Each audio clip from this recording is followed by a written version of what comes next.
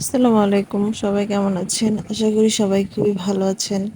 তো বহু দিন পরে একটা ভিডিও নিয়ে হাজির হয়ে গেলাম।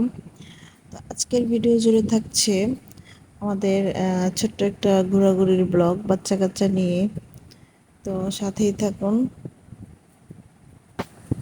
তো আজকে আমার প্রেগনেন্সির একদম লাস্ট সময়ের ঘোরাঘুরি এটা।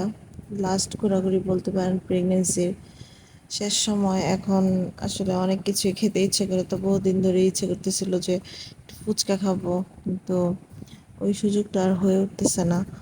তো আজকে হঠাৎ আমার বড় ভাবি ছোট ভাবি দুজনেই রাজি হলো যে চলো যাই বাইরে, আজকে ফুচকা খাবো। আর তো বের হওয়া সম্ভব হবে না, কারণ কিছুদিন পরেই তোমার ডেলিভারি। তাই চলে গেলাম। তো বাচ্চা কাচ্চা নিয়েই যেতে হবে, কিছু করার নাই।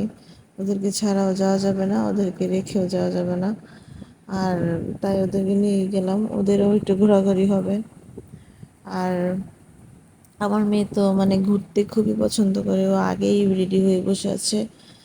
আর ও এখন রেডি হয়ে আমি ওকে রেডি করিয়ে এদিকে জানালায় দাঁড় করিয়ে দিয়েছি। জানালায় ও আবার একটা জিনিস দেখতে পেয়েছে, যে একটা কাঠবিড়ালি আর দুইটা পাখি।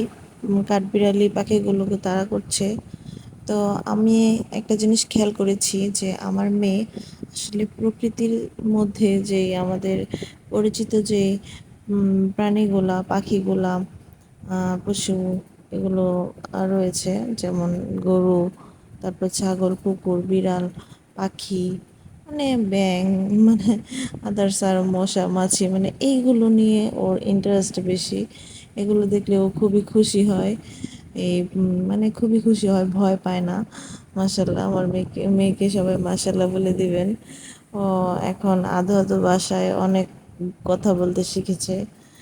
আর যখন আমি বলছি যে মাম্মি চলে যাচ্ছি, তখনই আবার এসে পড়েছে, মানে আমাকেই আবার টাটা বাই বাই দিচ্ছে। মানে এখন খুবই মানে পাকা বুড়ি হয়ে গেছে একদম। তো ওকে রেডি করিয়ে আমিও রেডি হয়ে গিয়েছি। তো আমার আর তেমন কোনো ক্লিপ নেওয়া হয়নি।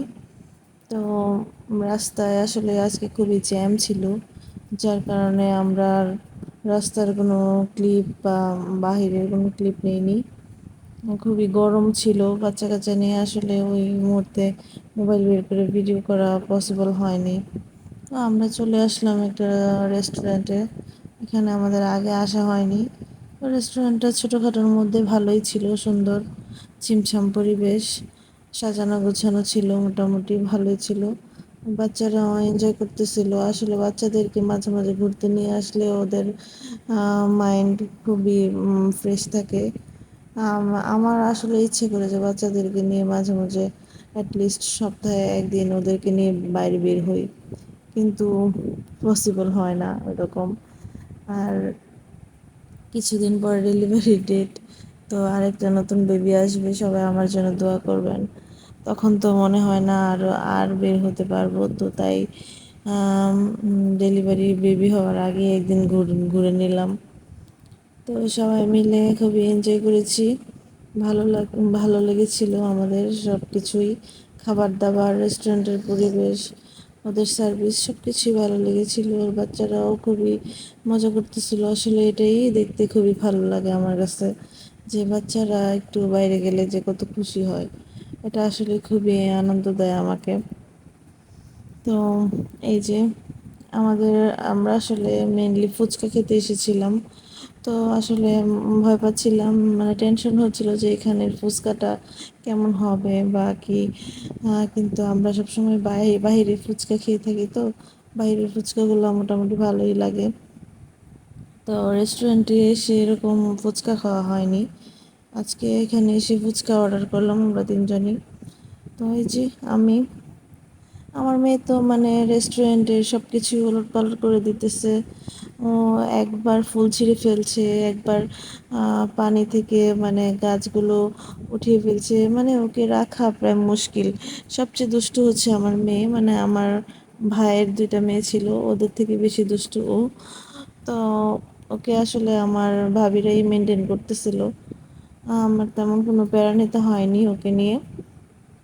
তো আমরা আসলে ফুচকার জন্য অনেকক্ষণ ওয়েট করতেছিলাম, কিন্তু ফুচকা আসতেছিল না। তাই ভাবলাম যে একটু ভিডিও নেই। তো ফাইনালি আমাদের ফুচকাও চলে আসলো।